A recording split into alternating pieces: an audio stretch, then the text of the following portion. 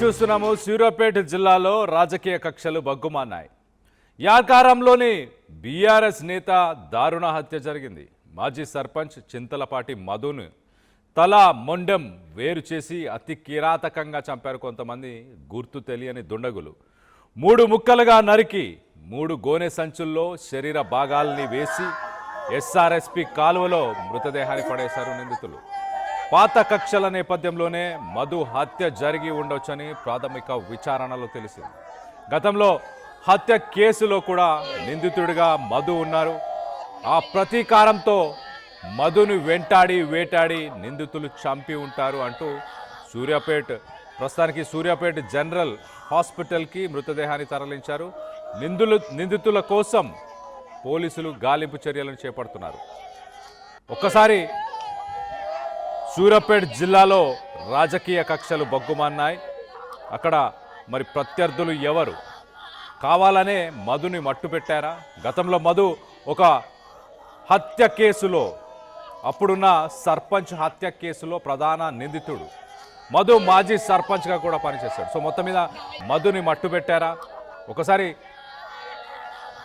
ఒక్కసారి ఆ ఫ్యామిలీ ఎంతగా బాధపడుతుందో వాళ్ళ ఆర్తనాదాలు వినే ప్రయత్నం చేద్దాం.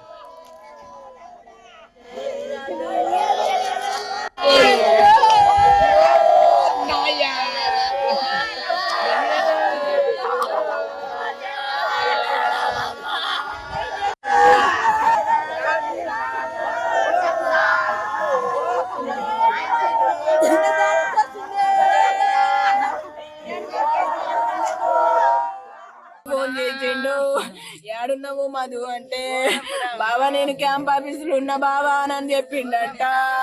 రామధు అని అంటే వస్తున్న బావా అని అన్నాడంట. మళ్ళా ఫోన్ చేస్తే ఇక ఎత్తట్లేడు, ఇక వస్తాడేమో అనుకున్నాము. పంచాయతీలో ఉంటే ఎవరు ఫోన్లు ఎత్తాడు, ఫోన్ సైలెంట్ లో పెడతాడు, ఇక అసలుకే ఎత్తట్లేడు.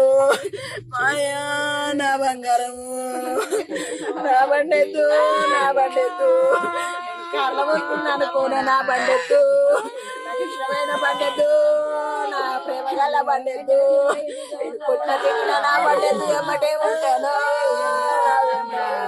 నాకు చిన్న చిన్న పిల్లలు, నాయన బండెత్తు, నా ప్రేమ గల బండెత్తు, పుట్ట తిట్టిన నా బండెత్తు ఎమ్మటే ఉంటాను.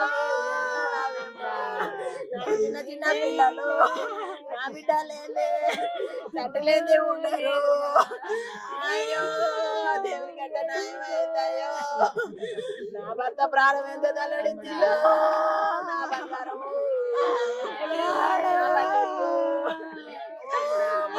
పోయినావు, ఎవరు తీసుకుపోయారు, ఎందుకు పోయినావు, మాకేమి చెప్పలేదు, మళ్ళా వస్తానని చెప్పినావు, ఇక రాలేదు, ఇక ఫోన్ ఎత్తట్లేడు. మాయా ఏమి చేతును. ఎన్ని గంటలకు తెలిసిందమ్మా నీకు? 2:30 అయింది. అక్కడికి తీసుకుపోగానే ఇదేనా చూడవే, ఇదేనా చూడవే అనంటే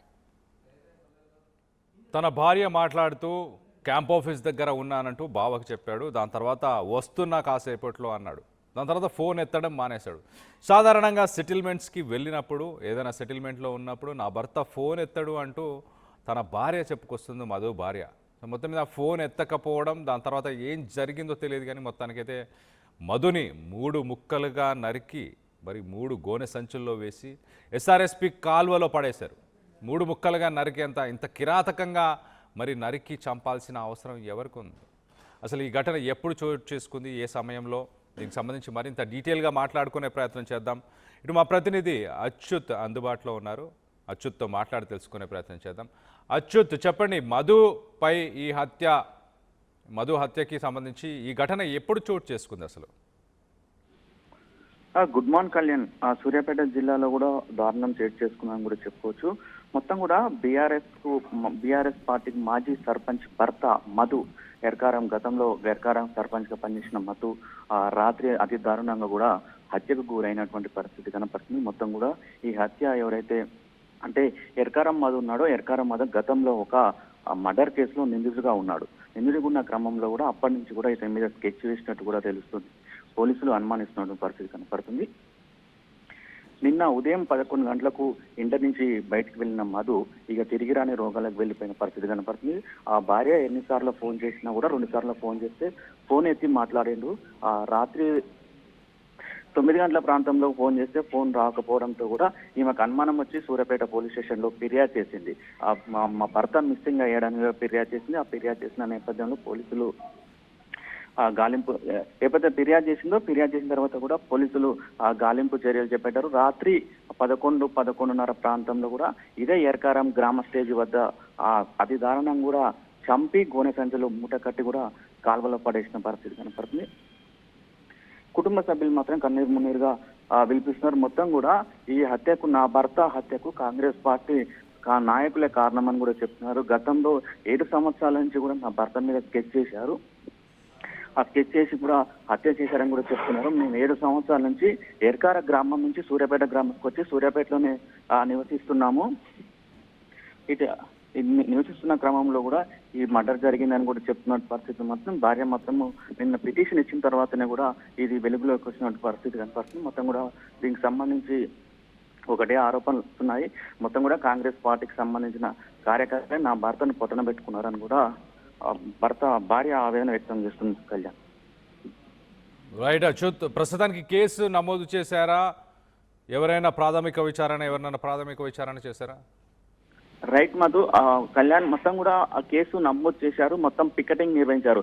ఎర్కార గ్రామం కూడా అదొక కొంచెం క్రిటికల్ గ్రామ పంచాయతీ. అంటే అక్కడ ఎక్కువ కూడా ఇట్లాంటి గొడవలు జరుగుతుంటాయి కాబట్టి ఎమ్మటి సమాచారం రావడంతో ఆ పోలీసులు అక్కడ పికెటింగ్ నిర్వహించారు. మొత్తం కూడా దీనికి సంబంధించిన పూర్తి దర్యాప్తు చేస్తున్నారు.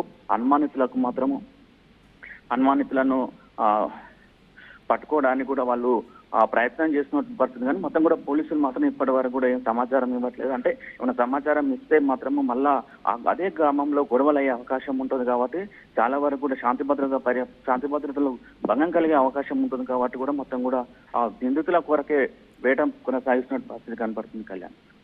Right Achyut, thanks for the latest update. మొత్తం మీద మధు ఉదయం 11 గంటల సమయంలో ఇంట్లో నుంచి బయటికి వెళ్ళడం జరిగింది. దాని తర్వాత మధ్యలో ఒకసారి తన భార్యతో మాట్లాడినట్టు తెలుస్తుంది. సాయంత్రం 8-9 గంటల తర్వాత తను ఫోన్ ఎత్తకపోవడంతో 11 గంటల సమయంలో పోలీసులని ఆశ్రయించింది. ఆ భార్య తమ భర్త కనిపించకుండా పోయారు, ఫోన్ ఎత్తట్లేదు, ఏదో జరిగి ఉండొచ్చని.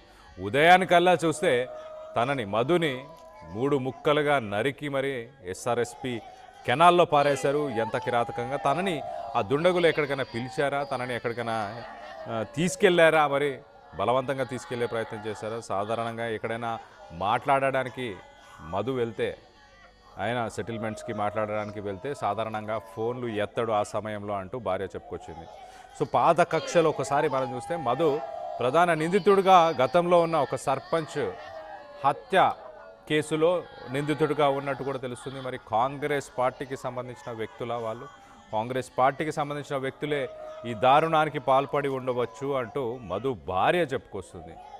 సో ఈ ఘటన ఒక్కసారిగా సూర్యాపేట జిల్లాలో అక్కడున్న ప్రజలు ఒక్కసారిగా షాకుకు గురయ్యారు. పరిసర ప్రాంతాల్లో ఉన్న వారంతా కూడా ఒక రాజకీయ నాయకుడు, అందులో ఒక పార్టీకి సంబంధించిన వ్యక్తిని ఇంత కిరాతకంగా, ఒక ఉప సర్పంచ్గా పనిచేసిన వ్యక్తిని ఇంత కిరాతకంగా 3 ముక్కలుగా నరికి మరి చంపేశారు అనంటే దానికి కారణాలు ఏవై ఉండొచ్చు అండ్ ఎవరు చేసి ఉంటారు? ప్రస్తుతానికి పోలీసులు అయితే ఎవరిపైన కూడా అనుమానం వ్యక్తపరచట్లేదు. ఊర్లో గొడవలు జరిగే అవకాశం ఉంటుంది కాబట్టి వాటి నుంచి పోలీసులు కొంత సంయమనం పాటించే అవకాశం ఉన్నట్టు తెలుస్తుంది. సో మరోపక్కన ఊర్లో యాకారంలో గొడవలు జరుగుతున్న వేళ యాకారంలో కొంత డిస్టర్బెన్సెస్ ఉన్నాయన్న ఉద్దేశంతోనే ప్రస్తుతానికి సూర్యాపేటకు వచ్చి మధు సూర్యాపేటలో తన ఫ్యామిలీతో పాటు సూర్యాపేటలోనే ఉండడం జరుగుతుంది. మరి మాజీ సర్పంచ్ అలాగే చింతలపాటి మధుని తల మొండెం 2 వేరు చేసి, అంటే 3 భాగాలుగా విడదీసి అతి కిరాతకంగా నిందితులు చంపడానికి గల ముఖ్య కారణం ఏముండొచ్చు? దీని వెనక ఇతర కారణాలు ఏమైనా ఉండొచ్చు అని మీరు భావిస్తున్నారా? మీ అభిప్రాయాలు ఏంటనేది కింద కామెంట్ రూపంలో తెలియపరచండి. ఒక్కసారి ఆ భార్య ఏం చెప్తుంది, ఒక్కసారి ఆ భార్య మాటల్లోనే వినే ప్రయత్నం చేద్దాం. ఎలా జరిగింది, ఏం జరిగింది ఒకసారి తన భార్య చెప్తుంది, వినే ప్రయత్నం చేద్దాం. చేస్తుంటే ముఖం కడుక్కున్నాడు, స్నానం చేసిండు ఏమి తినలేడు నా ఫోన్ ఖరాబ్ అయ్యి 2 రోజులు అవుతుంది నా పెద్ద బిడ్డ డాడీ మమ్మీ ఫోన్ ఖరాబ్ అయ్యింది ఫోన్ బాగా చేపించుకురా డాడీ అని అంటే మమ్మీ ఫోన్ తీసుకురా అని అన్నాడు నేను ఫోన్ బాగా చేపించుకొస్తా డాడీ నేను మధ్యాహ్నం కల్లా వస్తా డాడీ అని చెప్పిపోయిండు నా దగ్గర ఫోను లేదు నేను ఫోను చేయలేదు పక్కన వాళ్ళు ఎవరు లేరు ఇక వస్తాడు అనుకున్నా మాడి బిడ్డ దగ్గరికి ఊరికే పోతాడు ఆడన్నం తిన్నాడు అనుకున్నా పంచాయతీలో ఉన్నాడు అనుకున్నా ఇక రావట్లేడు నాడి బిడ్డ భర్త నా ఇంటికి వచ్చిండు ఆ మధు వచ్చిండారా అంటే ఇంకా రాలేడు బాబాయి అని చెప్పిన ఫోన్ చేయి బాబాయి అని అంటే ఫోన్ చేసిండు ఫోన్ చేయంగానే రింగ్ అవుతుంది కానీ ఎత్తట్లేడు మళ్ళా చేయి బాబాయ్ అని చెప్పిన మళ్ళా చేసిండు ఆయన ఎత్తట్లేడు ఇక వస్తాడేమో పంచాయతీలో ఉన్నాడు అనుకున్నా ఏమన్నా తాగుతుండేమో అనుకున్నా ఫ్రెండ్స్ తో తాగుతుండేమో అనుకున్నా నాకు ఏమి చెప్పలేడు బండి మీద పోయిండు ఇక ఫోన్ ఎత్తట్లేడు ఫోన్ ఎత్తకుంటే 12 అయ్యింది రూరల్ పోలీస్ స్టేషన్ పోయినాము ఇక మిస్ అయ్యిండు నా భర్త కనిపించట్లేడు అని నేను పిటిషన్ ఇచ్చిన ఎక్కడుంటున్నామా పెట్టుకుంటున్నాము టౌన్ లో ఈరమ్మా అని చెప్పిండు మళ్ళీ మేము టౌన్కి వచ్చినాము టౌన్కి వచ్చి పిటిషన్ ఇచ్చినాము టౌన్కి వచ్చి పిటిషన్ ఇవ్వగానే ఒక అర్ధగంట సేపటికి నన్ను నా ఆడిబిడ్డని ఆడిబిడ్డ భర్తని మేము ముగ్గురము పోయి గారికి నా భర్తని మూటలో కట్టి మోరిలా